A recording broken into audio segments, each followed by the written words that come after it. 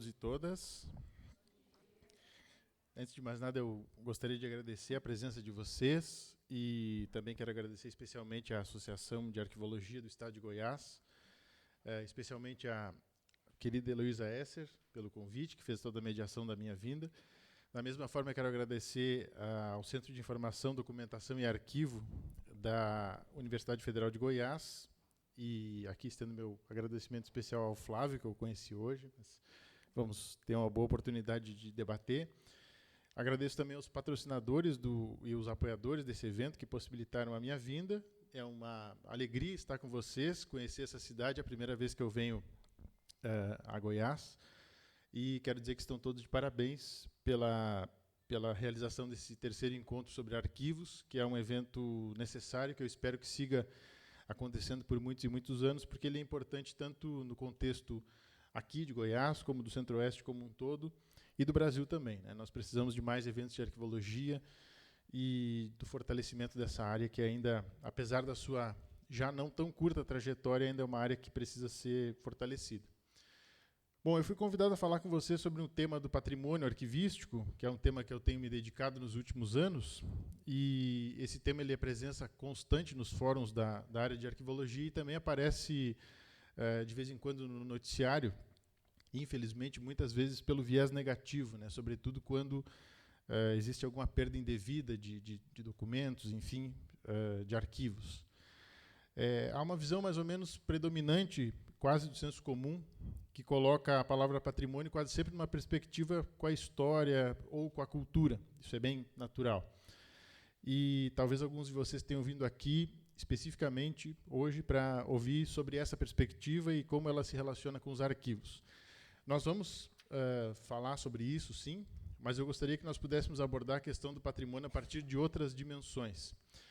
Essa palavra, patrimônio, ela vem do latim, né, e significa originalmente herança, ou o que é herdado, geralmente no contexto das famílias.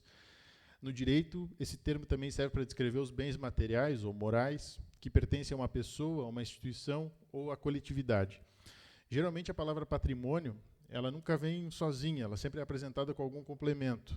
O patrimônio público, patrimônio privado, patrimônio nacional, ou então ela, além de um complemento, recebe alguma adjetivação ou tipificação. A gente fala em patrimônio cultural, patrimônio simbólico, patrimônio edificado, arquitetônico, museal, bibliográfico e por aí vai. Essa é uma palavra, portanto, que pode adquirir muitos sentidos diferentes e que costuma ser apropriada de múltiplas formas nos mais distintos contextos, e isso acontece de uma forma muitas vezes sutil, que às vezes é quase difícil de a gente captar qual é a essência que está em jogo. Eu não tenho a pretensão aqui de dizer ou ensinar a vocês o que é o patrimônio, e muito menos o que é o patrimônio arquivístico. O meu objetivo, na verdade, é outro, é refletir sobre essas noções no contexto brasileiro e um pouquinho também no contexto local, problematizando essa noção. E como eu estou falando no plural sobre as noções do patrimônio, a minha ideia é, portanto, nós refletirmos tanto sobre o patrimônio arquivístico quanto sobre um dos seus desdobramentos, que é o patrimônio cultural arquivístico. E daqui a pouco essas noções eu espero que fiquem um pouco mais claras para todos. Aqui, então, eu gostaria de chamar a atenção para essa diferenciação, que na verdade não é uma divisão, mas sim um complemento entre o patrimônio arquivístico e o patrimônio cultural arquivístico. Ao longo da minha fala, então, eu espero que a gente consiga estabelecer um entendimento sobre essa complementação. Então, vamos pensar primeiro no patrimônio arquivístico em si. Por enquanto, pode deixar no anterior ali, por gentileza.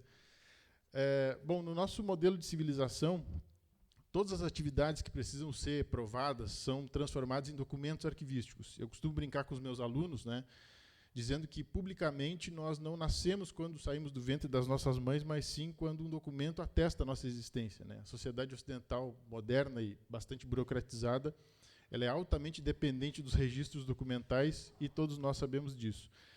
Esses registros, e aqui nós temos um ponto importante, não são inicialmente fundamentais porque eles contam a história ou porque servem para que nós possamos nos lembrar do passado.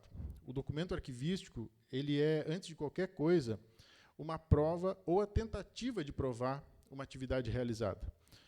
Pessoalmente, por exemplo, nós não guardamos o documento que certifica o nosso nascimento porque ele é importante para a nossa história. A gente faz isso depois, né? Nós guardamos a certidão de nascimento porque o caráter de prova que esse documento carrega consigo nos dá acesso a uma série de direitos específicos.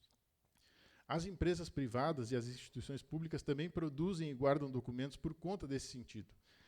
E, portanto, nós podemos dizer que esses documentos arquivísticos fazem parte de um patrimônio geral dessas organizações.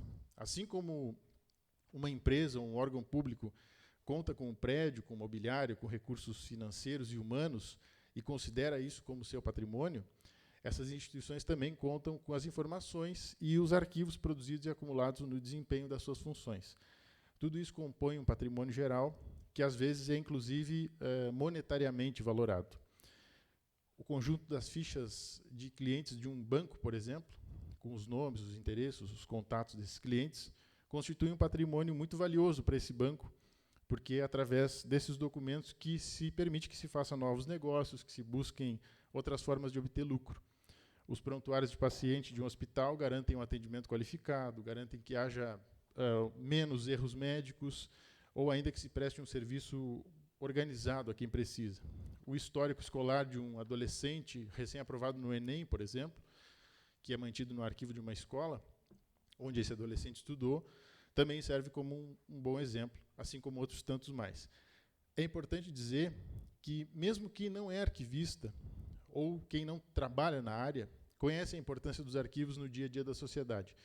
Quantos de nós, né, já não ouvimos falar daquelas histórias, daqueles casos de prefeitos, governadores, presidentes, que, quando perdem a eleição, mandam eliminar documentos sobre a sua gestão, as famosas queimas de arquivo, né, que servem para apagar as provas sobre desvios, desmandos, corrupção, etc.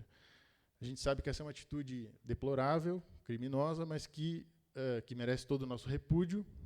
Mas essa ação do que a gente chama, assim, do senso comum de queima de arquivo, nos permite afirmar que mesmo as pessoas que não têm formação em arquivologia conhecem o poder dos arquivos. Existe, portanto, um patrimônio arquivístico que é amplo, é multifacetado e é essencial para a sociedade porque garante direitos, permite cobrar deveres, facilita a comunicação, promove transparência, fortalece a democracia, entre outros tantos atributos. Esse patrimônio pode até vir a ser importante também como meio de contar a história, de fortalecer a identidade de um povo ou de servir para a transmissão de memórias coletivas. E nós vamos chegar nessa parte. Mas eu gostaria de salientar aqui que o patrimônio arquivístico é, antes de tudo, um patrimônio valioso pela utilidade qualificada que se pode dar aos documentos nos seus mais diferentes contextos. Pensar na serventia dos documentos arquivísticos é, portanto, uma necessidade. Mais do que isso, eu defendo que esse pensamento é uma alternativa ao discurso da perda como meio de comover a sociedade sobre a importância dos arquivos.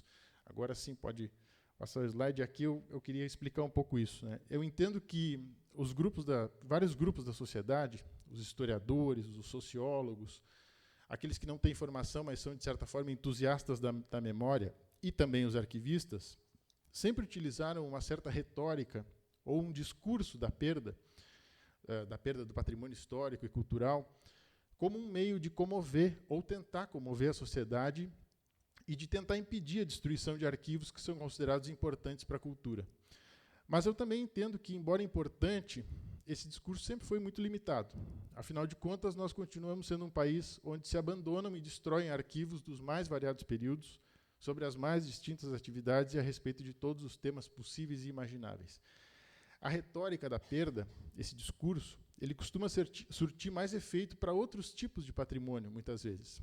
Por exemplo, é mais fácil comover a sociedade goianiense sobre a importância da preservação do patrimônio edificado do belíssimo Teatro Goiânia, porque ele é material, ele chama a atenção, ele é único, ele ativa uma série de recordações sobre o passado e o presente, e ele é um palco de arte, afinal de contas. Não é à toa que ele, inclusive, já foi tombado pelo Instituto do Patrimônio Histórico e Artístico Nacional como um patrimônio não só de Goiás, mas um patrimônio nacional.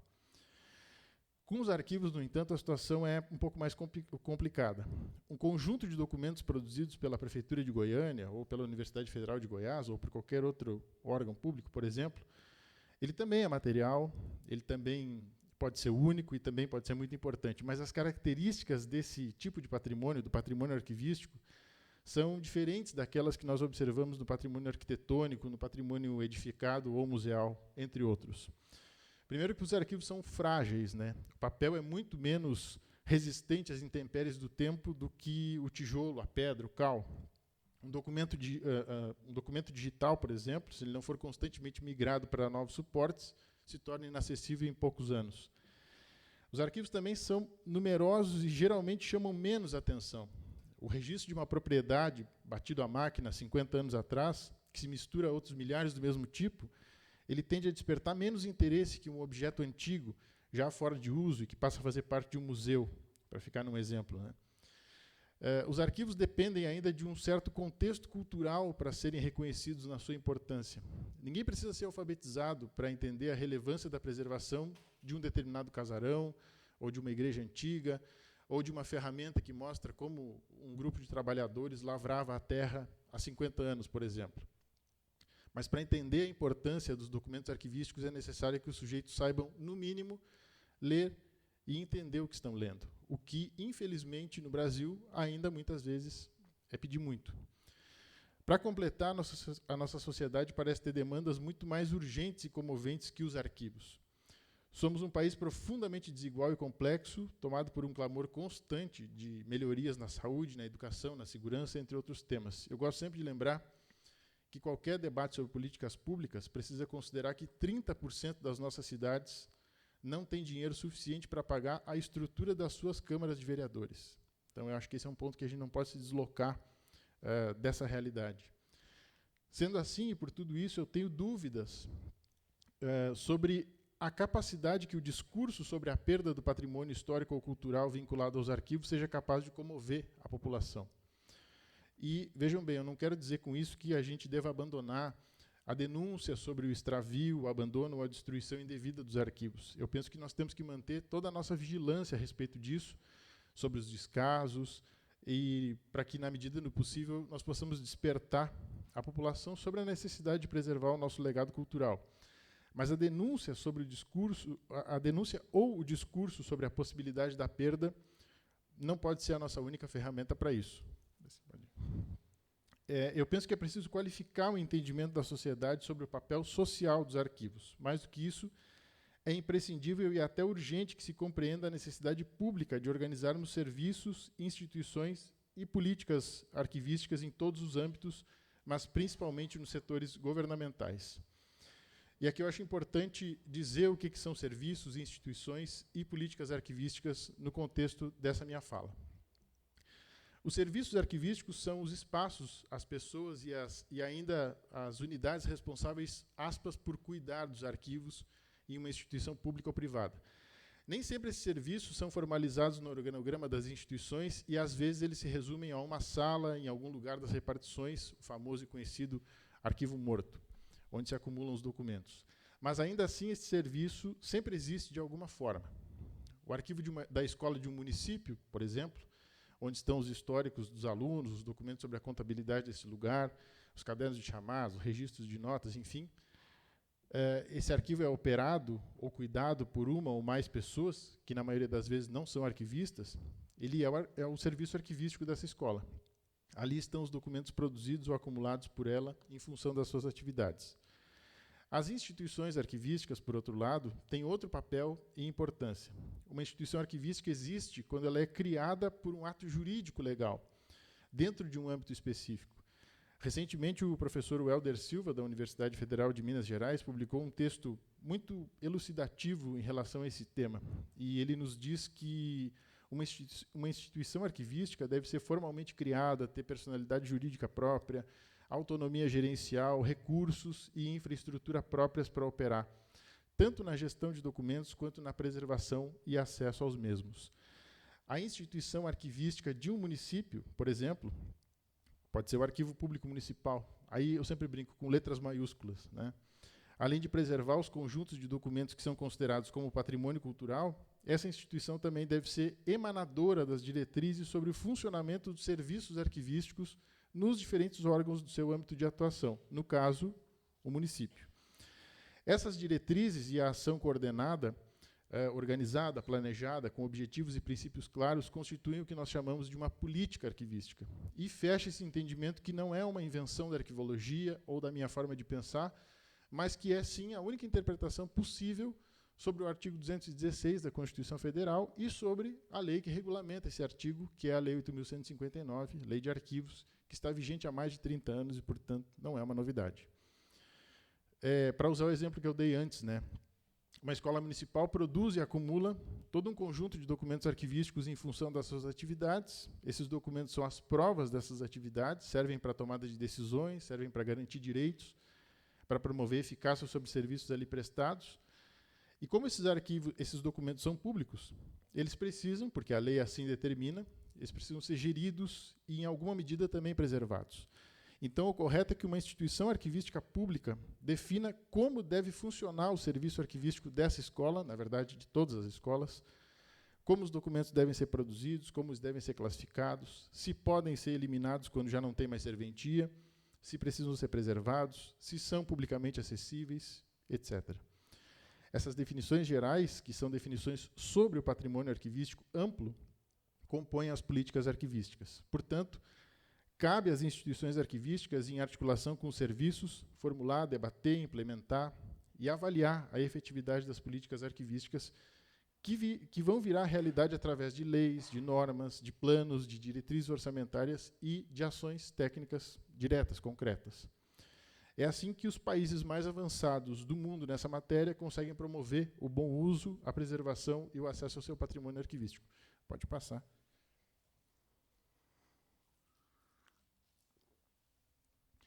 O ponto fundamental que eu defendo, então, é de que qualquer debate sobre o patrimônio arquivístico no Brasil precisa passar pelo entendimento sobre essa estrutura. Afinal, hoje nós temos serviços arquivísticos mais ou menos organizados por toda parte, e toda instituição pública em atividade produz e acumula arquivos em todos os âmbitos, só que, sem instituições e políticas públicas, esses arquivos tendem a ser abandonados, não recebem tratamento, não são nem sequer depurados, muitas vezes. Sem tratamento mínimo, e aqui eu estou falando de duas atividades básicas da arquivologia, que é a classificação e a avaliação, principalmente, não se pode garantir que esses documentos serão preservados, nem que serão considerados como patrimônio, e muito menos que serão acessíveis ao público. Essa estrutura, portanto, é interdependente. Se uma parte falha ou não existe, a tendência é que os arquivos se percam e, junto com eles, se perca também os seus sentidos, tanto enquanto provas de atividades, como enquanto subsídios para a história, para a memória coletiva e para o patrimônio cultural. E aqui nós chegamos, finalmente, ao patrimônio cultural arquivístico que eu mencionei anteriormente. Pode passar. É somente através do estabelecimento de políticas públicas que se pode criar os meios para o reconhecimento do patrimônio cultural arquivístico. Esse reconhecimento eu tenho chamado nos meus trabalhos de patrimonialização. E, nesse ponto, eu considero importante alguns esclarecimentos. Primeiro, um bem material ou imaterial, ele não se torna patrimônio porque um grupo da sociedade assim o entende ou porque decide preservá-lo por conta própria. O patrimônio cultural, ou seja, aquele legado que a sociedade decide deixar do presente para o futuro, só se efetiva quando há reconhecimento formal da sua existência e importância. Voltando ao exemplo que eu já mencionei, a sociedade goianiense pode achar que o Teatro Goiânia é o seu patrimônio e deve ser preservado para as futuras gerações, mas o meio que busca efetivar essa transmissão é o ato público do tombamento dessa edificação. É por isso, aliás, que se luta pelo tombamento e por outras formas de patrimonialização. Afinal, sendo tombado, há a garantia jurídica de que aquele bem não poderá ser desfigurado ou destruído, e, se for, alguém deve ser responsabilizado por isso. Eu penso que é muito importante que esse entendimento possa se consolidar entre todos. O reconhecimento do patrimônio cultural é um papel do Estado, da nação, das unidades federativas e dos municípios, que faz isso através das suas instituições. O patrimônio cultural, portanto, não é o que nós achamos ou dizemos que é, mas sim o que passa por uma oficialização efetiva, formal, legal e, inclusive, documentada. E há quase um século o Brasil adotou esse tipo de estatuto para reconhecer o seu patrimônio. E daí, no caso dos arquivos, também existem algumas peculiaridades, porque a patrimonialização cultural de arquivos precisa fazer parte das políticas arquivísticas que eu apontei antes. As políticas arquivísticas, quando estruturadas, elas devem ser capazes de prever os atos legais da patrimonialização, que, inclusive, podem ser vários. Pode ser que a oficialização do patrimônio arquivístico como patrimônio cultural se dê através da aquisição, por doação, por compra, ou por outras formas, de conjuntos documentais ou de conjuntos arquivísticos privados por instituições arquivísticas públicas, e isso pode ser realizado a partir de alguns critérios específicos. Pode ser também que essa oficialização se dê através do recolhimento dos documentos públicos para instituições arquivísticas, a partir do procedimento de avaliação de documentos, e esse é o ato que deve reger a patrimonialização dos documentos públicos, e não outros. Pode ocorrer ainda o tombamento dos arquivos, que é menos comum, mas é possível. Pode ocorrer o reconhecimento desses arquivos como de interesse público e social, e para isso deve haver uma regulamentação no âmbito em que isso vai acontecer. E pode ser também que alguma instituição com legitimidade para patrimonializar, como é o caso da Unesco, por exemplo, declare a importância desses arquivos. Independentemente do meio que se empregue para reconhecer um patrimônio como patrimônio cultural, um patrimônio arquivístico como patrimônio cultural, é necessário que haja uma estrutura pública mínima para isso. Então, se uma família ou um grupo decide doar um arquivo privado, tornando esse arquivo um patrimônio cultural público, é preciso que haja uma instituição arquivística minimamente preparada para receber essa doação e garantir a preservação desse acervo. Da mesma forma, para que os serviços arquivísticos encaminhem a destinação dos seus documentos públicos, seja para a eliminação, seja para o recolhimento, também é necessária a existência de uma instituição arquivística pública que vai autorizar a eliminação ou providenciar esse recolhimento. O tombamento e a declaração de interesse público social dos arquivos privados são atos que, igualmente, carecem de uma estrutura pública mínima de preservação do patrimônio. Portanto, tudo isso está encadeado em um quadro mais amplo que nos aponta para a necessidade de entender os arquivos, como eu disse antes, não apenas pelo lado da história ou da cultura, mas desde a sua função pública e social como um todo. As políticas arquivísticas emanadas da provocação feita pelas instituições e que servem para organizar os serviços arquivísticos são os meios que nós temos para garantir que os arquivos cumpram as suas funções básicas no presente, sejam tratados e analisados quanto à sua relevância e, em alguma medida, possam ser preservados para o futuro. E aqui é relevante dizer que essa preservação não precisa necessariamente ser uma preservação para a história. Nós decidimos preservar arquivos pelos mais diferentes motivos. Então, a planta de uma ponte, que existe há 50 anos, não é considerada como patrimônio só porque ela ajuda a entender como foi a história da construção daquela ponte, mas porque ela é importante para que se consiga dar a devida manutenção naquela estrutura, evitando que aconteçam acidentes e até que isso possa colocar em risco a vida das pessoas. Volto ao ponto, portanto, a preservação dos arquivos não é um ato que interessa apenas aos arquivistas, ou não deveria interessar apenas aos arquivistas, aos historiadores ou aos curiosos sobre o passado. Preservar o patrimônio cultural arquivístico é uma necessidade coletiva que vai muito além da relação que nós temos com o tempo. Além disso, e aqui entra um elemento muito importante nessa reflexão, as políticas arquivísticas também podem ajudar a sanar algumas agonias brasileiras. Uma pesquisa recente do IPEC mostrou que 36% dos brasileiros consideram que o maior problema deste país é a corrupção. Esse foi o segundo problema mais citado, logo depois do desemprego. Como nós sabemos, a corrupção é um problema grave, porque ela drena o dinheiro público, comprometendo todos os demais serviços. E, como nós também sabemos, todo e qualquer combate à corrupção passa necessariamente pelo estabelecimento de uma estrutura de amplo acesso à informação, de transparência e, enfim, de gestão e preservação de arquivos. O jeito de descobrir se um diretor de escola pratica um desvio no dinheiro da merenda podem ser muitos, mas a prova desse desvio, que efetivamente vai provocar uma investigação e promover justiça, se dá através dos documentos, de notas fiscais, de balanços, de orçamentos, etc. Portanto, uma vez mais eu ressalto, nós temos uma brecha importantíssima para chamar a atenção pública sobre a importância do patrimônio arquivístico. E essa brecha é muito mais chamativa que aquela que busca preservar o patrimônio por conta da sua importância histórica ou cultural. Porém, esse panorama também nos conduz a uma reflexão mais do que pertinente sobre o estado atual da estrutura necessária para que se efetivem as políticas arquivísticas. Pode passar, por favor. E daí cabem algumas perguntas que não são nada contemporâneas, mas seguem muito vigentes. Qual é o quadro geral das políticas públicas arquivísticas no Brasil? Será que os nossos estados e municípios estão equipados e com recursos necessários para formular, implementar e avaliar tais políticas? Temos instituições arquivísticas capazes de dar conta das demandas dos serviços que existem por toda parte, nos mais diferentes âmbitos em todo o país?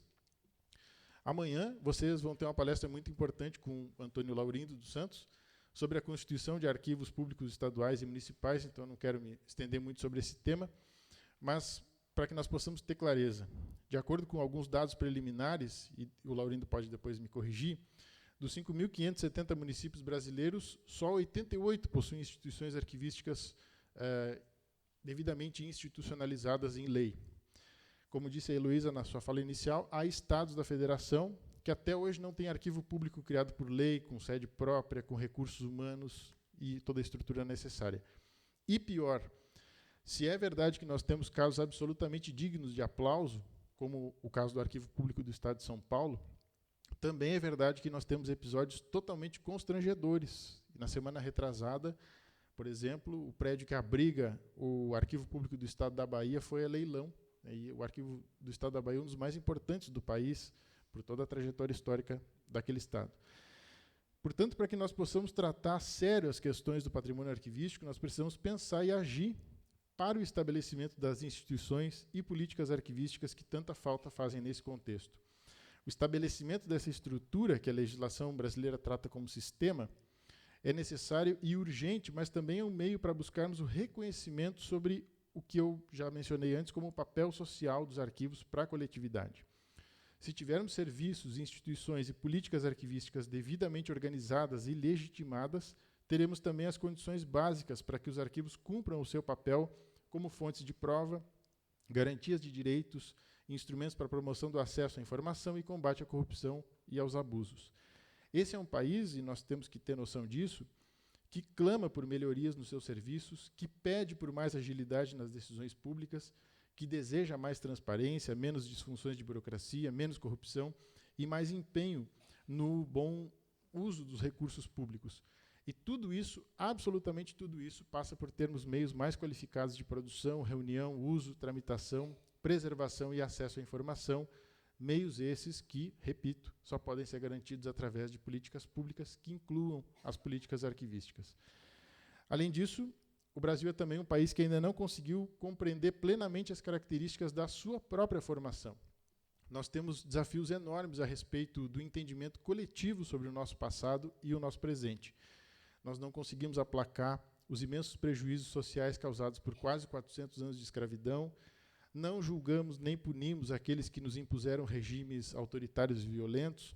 Somos ainda hoje um país vincado por múltiplas impunidades, inclusive aquelas relacionadas à forma como nos compreendemos enquanto nação. Recentemente, passamos até a viver de novo sob a égide dos sigilos quase eternos sobre informações públicas, uma coisa da qual nós já havíamos nos livrado. Portanto, nós precisamos de políticas públicas arquivísticas, tanto para garantir o bom uso da informação presente nos documentos arquivísticos e necessária para o desenvolvimento do país, como também enquanto meio de viabilizar a preservação de um patrimônio cultural arquivístico definido e reconhecido democraticamente a partir de critérios que levem em conta a nossa diversidade, que nos representem e que também deem às futuras gerações fundamentos críticos a respeito da nossa sociedade. É possível e até provável que todos aqui conheçam arquivos repletos de documentos sem identificação, ou que ninguém sabe ao certo como foram parar ali, e que talvez signifiquem pouco ou nada hoje em dia. Essa é uma marca da nossa realidade arquivística. Nas cidades de médio, pequeno e às vezes também nas cidades de grande porte, aquelas que às vezes só têm um arquivo histórico, ou uma biblioteca, um museu ou um centro de documentação integrada, é comum que se estabeleçam esses chamados coisários, né, que são amontoados de objetos, livros, documentos, tudo meio junto e misturado, que às vezes não é possível identificar nem sequer qual é o valor desses objetos ou documentos. Em várias cidades isso é muito comum, e é muito comum que esses coisários, como eu chamo, tenham se formado a partir do interesse que determinados grupos, não raramente os grupos mais econômica ou politicamente poderosos, têm ou tiveram de tentar se impor na memória e na história coletiva daquele local. A necessidade de políticas públicas arquivísticas que possam estabelecer uma relação de transparência, representatividade e formulação clara de critérios a serem considerados no reconhecimento do patrimônio cultural arquivístico é também dirigida a esses casos que são muito comuns no cotidiano das nossas cidades. Em um período que os recursos são escassos e absolutamente tudo está sob contestação, e nós temos observado aí os ataques às estátuas, as tentativas de mudança de nome de rua, entre outras iniciativas, é preciso, então, redobrar a preocupação com os critérios, as justificativas e as escolhas que nós fazemos hoje sobre os arquivos do patrimônio de amanhã. Dar sentido ao patrimônio arquivístico, tanto ao patrimônio do cotidiano quanto àquele que recebe a chancela de patrimônio cultural, é uma forma, talvez a única forma realmente viável, de convencer a coletividade sobre a importância social desse patrimônio e a necessidade de preservá-lo. Aqui, no Centro-Oeste, vocês têm um grande desafio pela frente nesse sentido. A pujança econômica dessa região, que é digna de aplausos, infelizmente ainda não permitiu um desenvolvimento mais efetivo de instituições e políticas arquivísticas. E, se vocês me permitem, e aí eu fico mais à vontade, porque a Heloísa já fez um pouco essa introdução, eu entendo que é preciso estabelecer um profundo debate sobre a necessidade de reconfigurar o arquivo histórico e o arquivo central, o arquivo geral, desculpem, do Estado, para que ele se transforme em uma instituição arquivística com atribuições plenas de gestão documental e implementação de políticas na área. Do mesmo jeito, me parece fundamental que se consolide um entendimento a respeito da necessidade de transformar legalmente o Arquivo Central de Goiânia em um arquivo público municipal que seja capaz de viabilizar a gestão, a preservação e o acesso aos documentos do município. E fora da capital, me parece que a situação também é um pouco preocupante. Em uma rápida consulta às legislações de municípios do Estado, eu atestei que dos 246 municípios de Goiás, e depois vocês me corrijam se eu estiver cometendo alguma injustiça, as únicas cidades que contam com instituição pública, instituição arquivística pública dentro do que apregou a legislação são Itapuranga e Porangatu. E é verdade que alguns casos que merecem menção, como o de Anápolis, que tem um arquivo histórico, mas e é verdade também que existem pelo menos 10 municípios que mencionam um certo arquivo público nas suas leis de transparência, que fica uma coisa um pouco, às vezes, esquizofrênica, porque se faz uma lei de transparência que menciona o arquivo público, mas o arquivo público não existe. Mas a maior parte, embora existam esses casos, a maior parte das cidades não conta com instituição arquivística, o que é preciso dizer também que não é uma exclusividade de Goiás, mas sim do Brasil como um todo. Portanto, eu gostaria de terminar com essa mensagem, para que a gente possa discutir. Eu acredito que todos nós que nos preocupamos com o patrimônio arquivístico e cultural como um todo, porque entendemos que ele é importante para o presente e para o futuro, precisamos nos voltar para um trabalho coletivo de conscientização. Primeiro, a nossa conscientização, inclusive, a respeito da importância desse patrimônio e sobre os nós que nós precisamos desatar para garantir o seu devido reconhecimento e a sua necessária preservação. Evidentemente, como professor de arquivologia, eu não posso deixar de dizer que nós precisamos de mais e mais profissionais dessa área, porque esses trabalhadores são imprescindíveis para dar sentido ao patrimônio arquivístico, e eu espero que em breve vocês tenham um curso de arquivologia aqui na UFG. Mas só os arquivistas não bastam, como também não bastam apenas as leis. É preciso construir uma estrutura coletiva que dê conta de levar adiante as políticas públicas arquivísticas. Nós estamos vivendo um momento muito importante nesse país, um período que se repete com mais ou menos intensidade a cada 4 anos. Nós vamos passar pela troca, ou em alguns estados, pelo revigoramento dos governos. E esse é um momento muito relevante para que nós possamos chamar a atenção da sociedade e dos governantes eleitos ou reeleitos a respeito da necessidade de termos um olhar mais perspicaz sobre os arquivos. Nenhum país desenvolvido do mundo chegou a essa condição sem antes promover uma ampla melhoria na produção, no uso, no tratamento e no acesso aos arquivos. Portanto, se nós queremos estar nesse lugar, o lugar dos países desenvolvidos, nós também devemos estender o nosso olhar para esse problema. Nós temos grandes desafios, ainda mais em um contexto de transformação digital, mas também temos muito conhecimento acumulado e qualificado sobre como tratar desse assunto. Então, mãos à obra. Eu deixo aqui os meus contatos, acho que pode passar para o próximo slide, e fico agora à disposição para nós conversarmos sobre o tema. Muito obrigado.